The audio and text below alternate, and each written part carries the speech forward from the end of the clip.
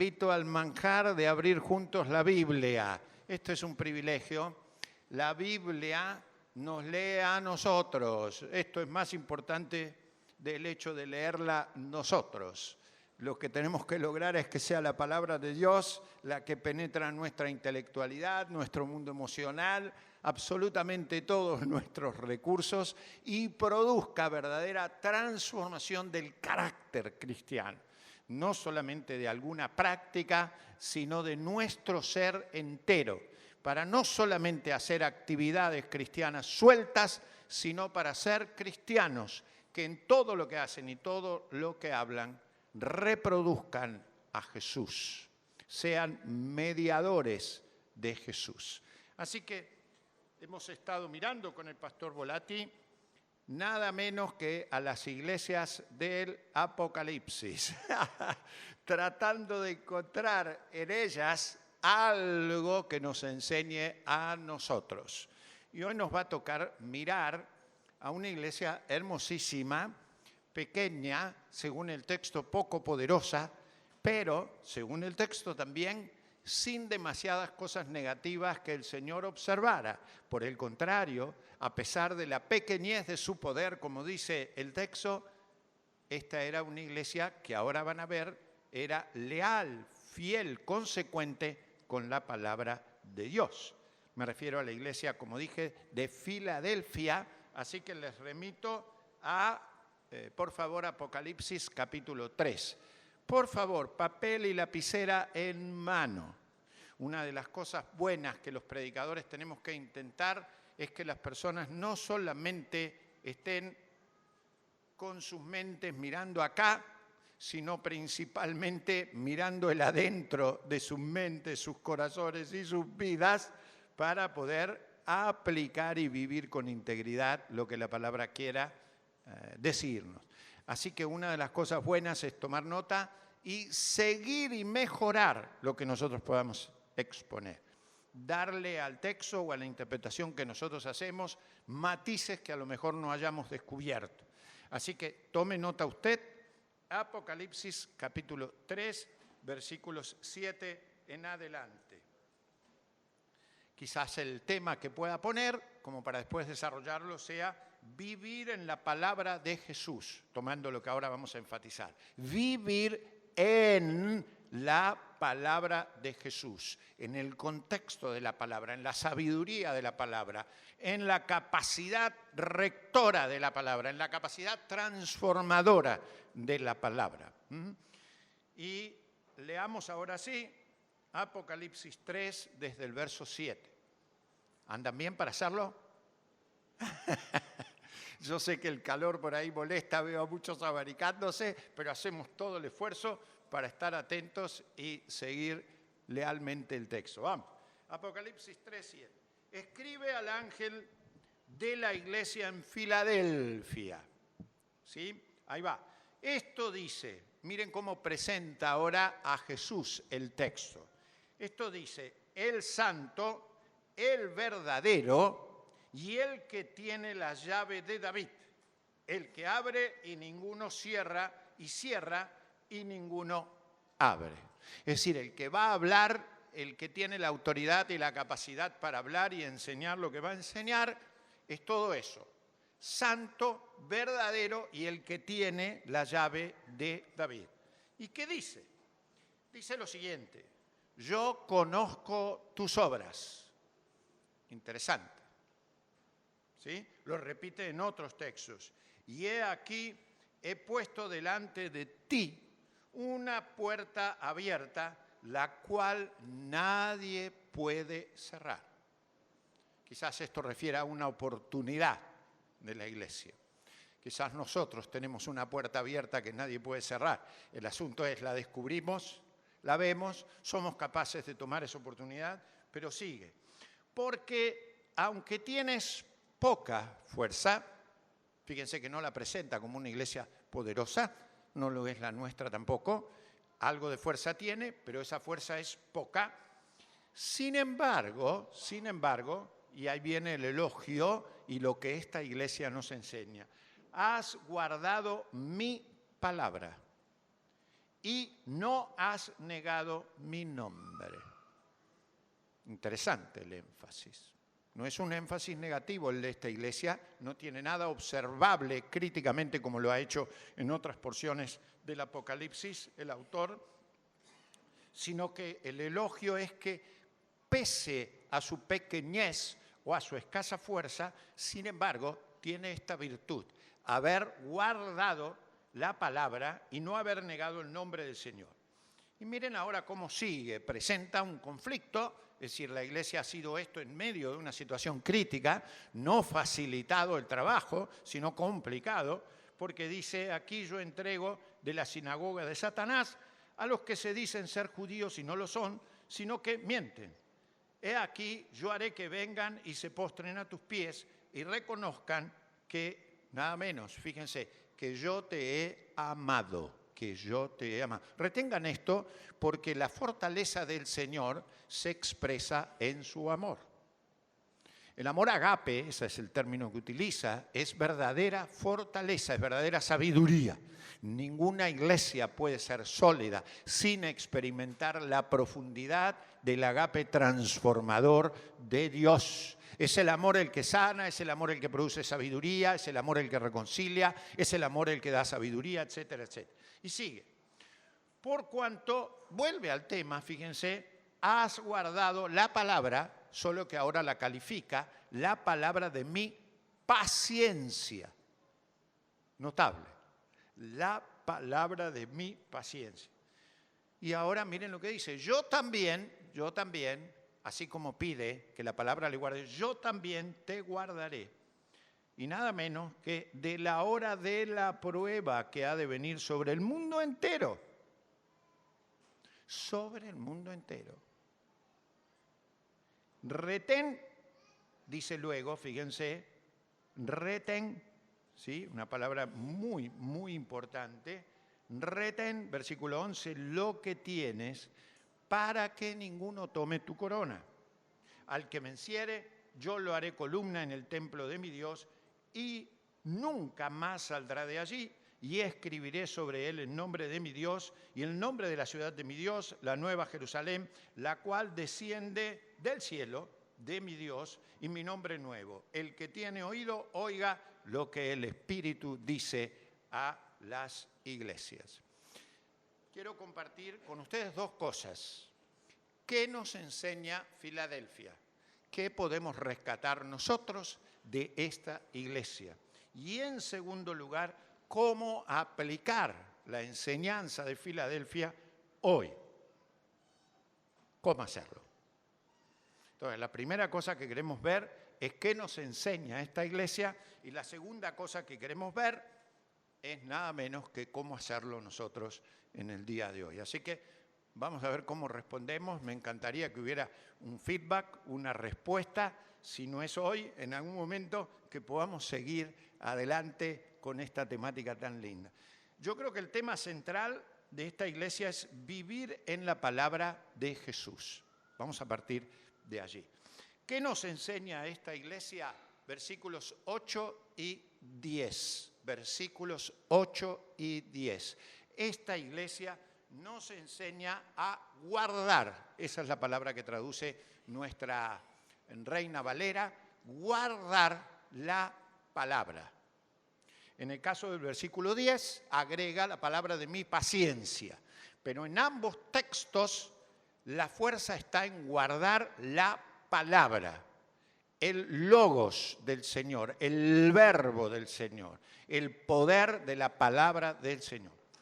Cuando dice guardar, el texto es muy importante el que utiliza aquí el autor, porque ese guardar es, entre otras cosas, confiar en la palabra, aprender de la palabra, obedecer a la palabra, ser transformados por la palabra, ser empoderados por la palabra.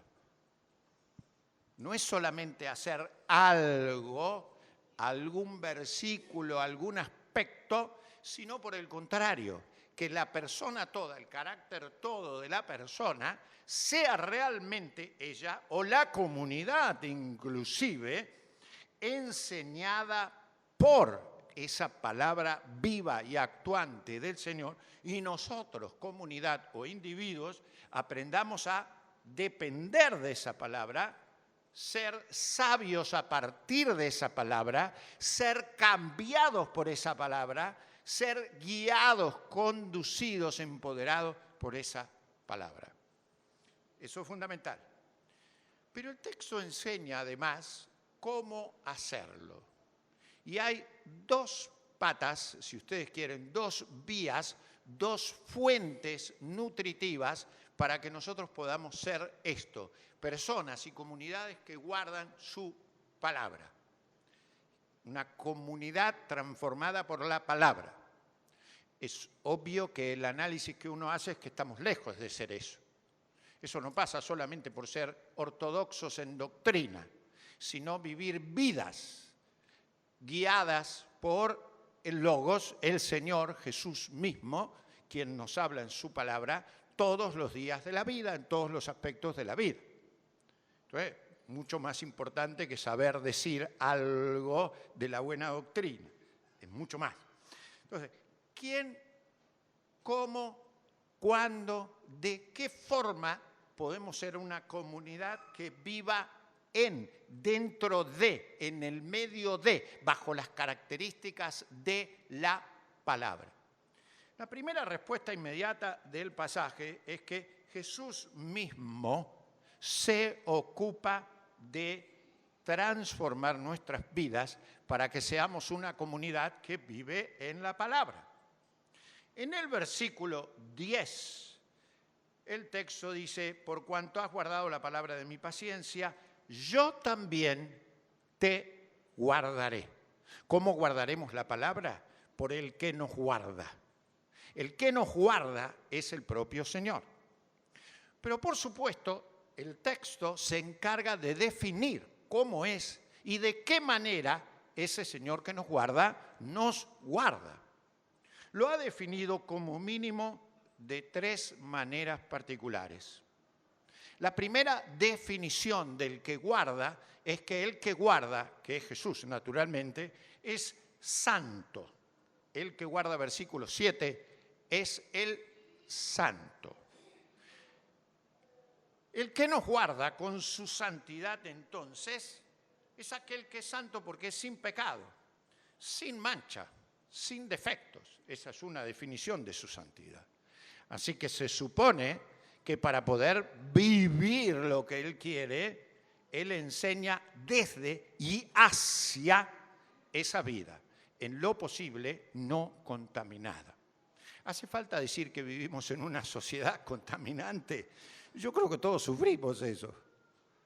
Y una comunidad no solamente contaminante, sino hibridizante, es decir, que diluye las verdades, que lava el cerebro de la gente, que rompe el mundo emocional de las personas, que tiende a torcer la voluntad de las personas para idolatrar el que cada uno haga lo que quiere, como se le ocurra, donde sea, como la verdad que la educación fomenta, hacer lo propio, ¿sí? Y no hacer la voluntad del Señor, que es lo más sabio y lo más bueno. Es decir, luchamos contra una corriente absolutamente contraria. Y eso ocurre en todas partes.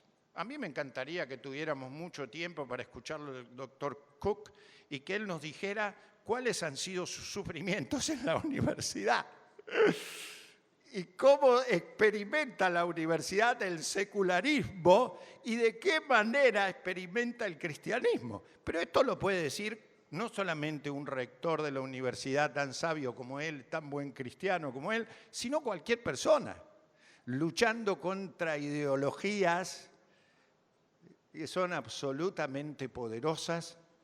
Hace falta decirles que en Argentina tenemos ese debate instalado hace rato, y en las universidades, ¿qué en las universidades? En las escuelas secundarias y en las escuelas primarias está insertado eso.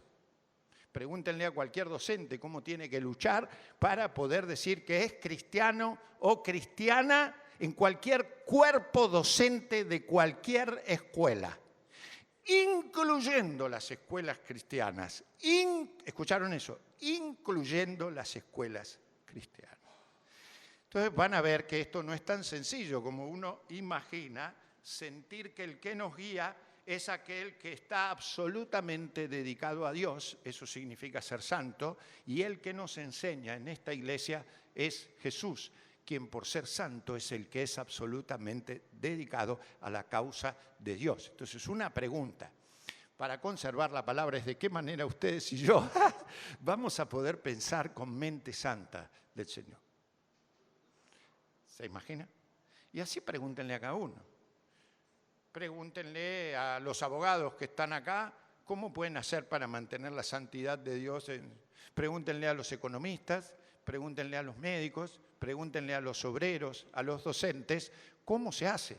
Porque no es solamente aquí que tenemos que ser santos en la hora y media, 2 horas y media por semana que estamos. Es cómo hacerlo en mi casa, cómo hacerlo en el trabajo, cómo hacerlo en la calle, cómo hacerlo mientras vemos el fútbol o cualquier otra cosa que haga. Entonces, ¿quién nos guía, quién nos preserva? Es Jesús, que es santo. Pero Jesús no solamente es santo. El texto dice que el que nos guía para hacer eso es verdadero, verdadero. ¿Cómo lograr que la iglesia permanezca en la palabra? Es la palabra de aquel que es verdadero. Eso quiere decir genuino, fiel, confiable. El único que es la realidad, no que dice la realidad. La realidad es la que vivimos, pero la realidad que vivimos no es la realidad. La realidad profunda, según la palabra, es Jesús. Las realidades que vivimos son ideologías impuestas, lo que desnuda esa realidad para llegar al concepto de verdad es el propio Señor. Lo otro pasa, es relativo, es subjetivo, depende. Por eso le preguntan, ¿hay verdad? Depende. No hay verdades absolutas, con lo cual estamos diciendo ninguna realidad permanece, todo cambia. ¿Sí? Y cada uno es lo que es y cada uno hace lo que quiere. Entonces es muy importante el concepto de que el que enseña sea el verdadero, el verdadero. Y que no solamente diga la verdad, sino que sea verdadero. La palabra en griego es alésinos, que quiere decir alguien que es la verdad. No solamente que la dice, sino que es distinto. ¿Se entiende? Si es mucho más profundo que decir una verdad. Es ser el verdadero, el real, el genuino, el que no es espurio, el que no es infiltrable, el que no es contaminable. Y la tercera cosa que dice del que nos ayuda es muy importante también. Tiene la llave de David y abre y cierra, que es una frase un poco enigmática y los comentaristas por ahí difieren un poco, pero normalmente eso indica que Él nos guardará porque tiene el poder absoluto y exclusivo y porque Él es el que tiene el derecho a marcar la entrada y la salida de su reino. Es el que sabe, el que tiene poder, el que tiene sentido de justicia, el que tiene criterio para hacerlo. Entonces, una primera respuesta es, ¿de qué manera la iglesia y las personas podemos ser personas que, como dijimos en el tema, vivimos en la palabra de Jesús? Es que el que hace eso en mi corazón, en mi vida, en mi mente, en mi vida en general, es nada menos que el santo, el verdadero y el que tiene poder. ¿Significa eso que entonces nuestra parte es pasiva? ¿Significa eso que entonces, como Él lo hace, yo pongo la mente en blanco y digo, oh, ya llega el poder y no hago nada? Error gravísimo. Cuando Él transforma mi vida para responsabilizarme, para que haga un buen uso de eso, para que tenga un criterio igualmente santo, puro y empoderado para vivir lo que Él dice. Entonces el cristiano es protagonista activo, no pasivo de eso. No es que dice, como el Señor lo hace, yo ahora me siento en mi casa y ya está. No, hay una participación muy activa. Y esa participación activa se expresa brevemente, pero de una manera muy interesante, fíjense. Dice, retén, utiliza esa palabra, retén lo que tienes, retener lo que tienes. Es interesante porque ese retén lo que tienes en un versículo muy claro, quiere decir recibir el poder o ejercer el poder para sostener lo que usted tiene, saber manejar lo que usted tiene para invertirlo con criterio, ser fiel a eso y no diluir su mensaje, no hibridizar, no hacer que la iglesia sea una institución que consume productos religiosos, sino una institución que forma discípulos de Cristo, lo cual es distinto. La iglesia no propagandea una religión. La iglesia forma discípulos que viven en la palabra de Dios, con todas las dificultades que ese entrenamiento y ese discipulado tienen.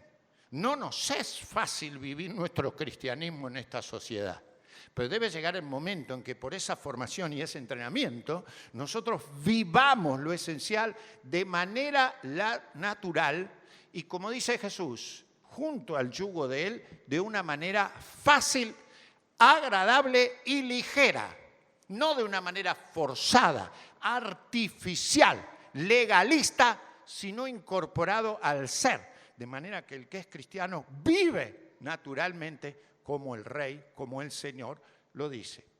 ¿Sí? Entonces, ¿qué hacer? Yo creo que rápidamente uno puede hacer lo siguiente, y me parece que son los pasos naturales. En primer lugar, ponerse en dependencia de quién es la palabra y en confianza. Si queremos retener, como dice el texto, la palabra, lo primero que tenemos que hacer es confiar en la palabra y depender de Jesús, que es la palabra. Él, Jesús, es el que nos salva y nos integra a la vida con su sabiduría. Eso es fundamental. Si yo no tengo confianza en la palabra como la que produce vida, como la que traduce la mejor sabiduría, imposible retenerla. Fíjense cómo eso se ha ido. ¿Se entiende la palabra hibridizando, licuando, echándole agua? Y es una palabra chirle. ¿Por qué? Porque en general no hay el ejercicio práctico de hacer que la palabra sea lo que produce sabiduría. Verdadera sabiduría moral. Hay gente que no conoce la palabra, no la conoce. A lo mejor asiste a las iglesias y asiste asiduamente, es concurrente. Pero si la iglesia no es una institución que forme en la palabra, la gente queda contenta, le hace bien, yo no creo que eso sea malo, pero esto es más profundo, es mucho más hermoso, es mucho más hondo. La palabra tiene que transformar el pensamiento, cambiar las emociones negativas, fortalecer la voluntad y sobre todo formar el carácter, un carácter formado en la palabra. Carácter no es el buen modal solamente, carácter es la personalidad. Hacer que la personalidad de ese individuo sea un cristiano, como dice el texto, de verdad. No solamente que se ponga una chapa, sino que lo sea en todo lo que piensa y hace. Yo doy gracias al Señor por esta iglesia que tiene docentes tan hermosos y por esta iglesia que asoció el comienzo de su historia a la formación. La Escuela de Educación Cristiana, con todos sus errores y sus defectos y todas las cosas que hay que mejorar, todo lo que ustedes quieran, es tan antigua como la iglesia. Cuando la iglesia se fundó hace más de 100 años, una de las cosas que pronto instala es una escuela de educación cristiana, porque asocia la misión de la iglesia a formar. Nuestra escuela de educación cristiana tiene más de 100 años. ¿Escucharon bien? Insisto, con todos los defectos, ustedes me ven decir seguido, perdón, ¿qué le mueve a usted incorporarse a una iglesia que tiene tantos defectos? Eso no quiere decir no dejar de reconocer que una de las misiones más importantes de cualquier comunidad es formar a partir de la palabra. El método puede variar, uno puede tener una célula de estudio bíblico, puede venir el miércoles, puede venir el domingo, etc. Las metodologías aparecen luego de la visión y la convicción de que es fundamental ser una comunidad que entrena discípulos para vivir la palabra todos los días de la vida. Fundamental. ¿Qué es lo que hacemos? Vivir todos los días, no solamente el domingo o el día que hay un estudio bíblico, sino en tu negocio, en tu familia, cuando negociás, cuando dejás de negociar, cuando jugás, cuando llorás, cuando estás enfermo, etc. La segunda cosa que me parece fundamental que tenemos que hacer es convertirnos en aprendices de Jesús y de sus enseñanzas que se integran a lo diario. Es decir, un ejercicio que una comunidad que quiere retener lo que tiene es ver de qué manera lo que la palabra del Señor, no la mía, ni la tuya, sino la del Señor, en mí, en vos, en nosotros, claro, ¿sí? Habla a lo cotidiano. ¿Cómo es ser un discípulo del Señor en familia? ¿Qué tipo de marido me hace? ¿Qué tipo de padre o de abuelo, en mi caso, me hace? O hermano. Yo ya no tengo a mi papá y a mi mamá, lamentablemente, me encantaría tenerlos, pero ya no están. Pero ¿qué tipo de hijo o de nieto o lo que fuera, en familia? ¿Qué tipo de trabajador me hace? En cualquier plano. Porque el trabajo es el mayor tiempo que tenés en tu vida, hermano. La mayor parte de ustedes aquí van 8 horas mínimamente a su trabajo. ¿Cuántas horas vas, Daniela, a tu trabajo? Más o menos. 10 por día. ¿Cuánto van, chicas, a su trabajo? ¿Cuántas horas? ¿Cuántas? 9 por día. ¿Sí? 2 días enteros o más nos pasan en su trabajo, de la semana. ¿Cuántas horas estamos juntos acá por semana? 3 horas a lo máximo. 3. Nuestros hijos, nuestros nietos, fundamentales. Pero es fundamental saber quién soy en las 50 horas que estoy en la semana. ¿Cómo me relaciono? ¿Qué priorizo? Un santafesino, hincha de Unión. ¿Cuántas horas estás en tu trabajo? Ni las contás, incalculables. Es importante, pregúntenle, hermano Altare, ¿cómo es su cristiano? No, pobre. ¿Qué integridad con la palabra? No, a él no, pobre, él es nuestro. Pero se entiende el concepto, se entiende el concepto. Entonces, ¿de qué manera la Iglesia le enseña? ¿De qué manera las universidades, los colegios enseñarán a sus estudiantes a pensar la vida en los distintos niveles de estudio, como un economista, como un odontólogo, como un ingeniero aprenderá a ser del Señor? Ahí, un obrero, una ama de casa, lo que fuere. ¿Qué es ser hombre? ¿Qué es ser mujer en el concepto de Dios? Notable. No solo lo que la sociedad con su tema de género va dando, sino lo que el Señor con su sabiduría y su poder nos hace ser a nosotros. Aprendices de Jesús. Una tercera cosa para poder vivir eso es ser obedientes a lo que hemos aprendido del Señor. Porque podemos conocer lo que el Señor quiere y no hacerlo. Ustedes se acuerdan de San Pablo, que vivía una historia muy motivadora. Y era San Pablo, ¿no? Decía, yo sé lo que tengo que hacer, pero voy a confesar una cosa, a veces no lo hago. Y sé lo que no tengo que hacer, pero les voy a decir la verdad, a veces lo hago. Hay como una ley, qué interesante, en mi interior, decía San Pablo, en mi interior, que aunque sé lo que tengo que hacer y lo que no, sin embargo, mi carácter y mi conducta hacen que algunas veces me engañe a mí mismo y sea superado por esa debilidad mía. Entonces, digo esto, pero soy esto. Y no soy deshonesto al decir esto, pero no tengo el entrenamiento obediente o la capacidad de resistencia o de retención, como dice, para ser coherente con eso que afirmo. Afirmo que tengo que amar, pero no amo en esa intensidad. Afirmo que tengo que perdonar y predico elocuentemente, pero no siempre perdono. Afirmo que tengo que ser hábil controlador de mi mundo emocional, pero más de una vez juego en contra. Y mi carácter se torna explosivo y hago daño a mi propia vida y a los demás. Y todavía me justifico. Algo está pasando. ¿Qué ocurre ahí? ¿Se entendió el concepto? Pero para terminar, ¿cómo es que podemos retener la palabra?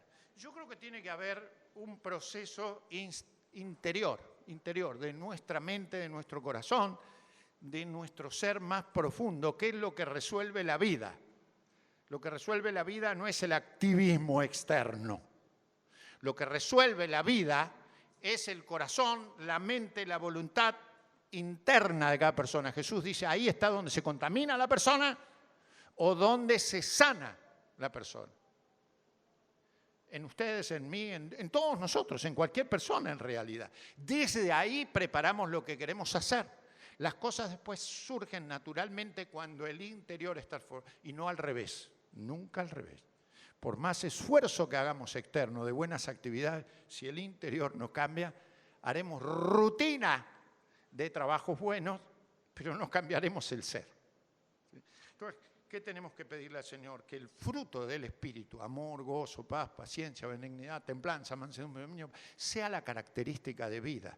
Y eso se va logrando. De manera que no solamente hagamos una actividad cristiana, sino que nuestro pensamiento, nuestra manera de ser, nuestro cuerpo funcione con esas virtudes. ¿Qué quiere el Señor? Me parece a mí que yo no solamente haga eso de la palabra, sino que sea eso. Que sea eso. El Señor no me pide una cosa insólita, como que yo ame a mi enemigo. No, no me pide eso. Me pide que sea una persona amorosa, para que como persona amorosa, amar al que amo y amar al enemigo empiece a ser natural en la vida. Si yo quiero mecánicamente amar al enemigo, voy a fracasar, que es lo que habitualmente ocurre. No me gusta tal hermano y me siento en libertad de hasta faltarle el respeto. ¿Ustedes creen que eso es cristiano? Claro que no.